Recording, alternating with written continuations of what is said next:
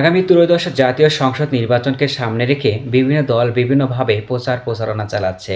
তাদের লক্ষ্য একটাই, আগামী ত্রয়োদশ জাতীয় সংসদ নির্বাচনে যেন প্রতিটি আসনে তারা নির্বাচন করে জয়যুক্ত হতে পারে।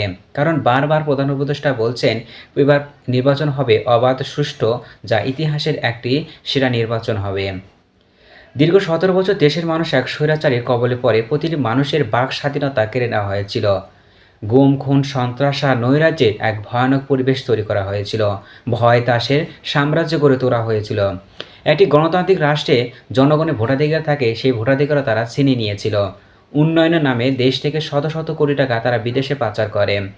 তবে সব মিলিয়ে দেশে এবার নতুন আমেজ চলে এসেছে। নির্বাচনের আমেজ সকল শহর থেকে গ্রামগঞ্জে প্রতিটি মহল্লায় ছড়িয়ে পড়েছে। বৃদ্ধ, তরুণ, কিশোর সকলের মাঝে সেই নির্বাচনের আমেজ ছড়িয়ে পড়েছে। রাস্তার মোড়, চার দোকান, মিছিল, মিটিংয়ে দেখা যাচ্ছে সেই নির্বাচনী আমেজ। সব মিলিয়ে দেশে যেন এক বইছে শীতের নতুন বাতাস। প্রার্থীরা যাচ্ছে বিভিন্ন ভোটারদের কাছে এবং তারা বিভিন্নভাবে প্রতিশ্রুতি দিচ্ছে এবং তারা যেন এক নতুনভাবে অঙ্গীকারবদ্ধ হচ্ছে। স্বপ্ন দেখছে বাংলাদেশ, স্বপ্ন দেখছে আমার ৫৬,০০০ বর্গ কিলোমিটার।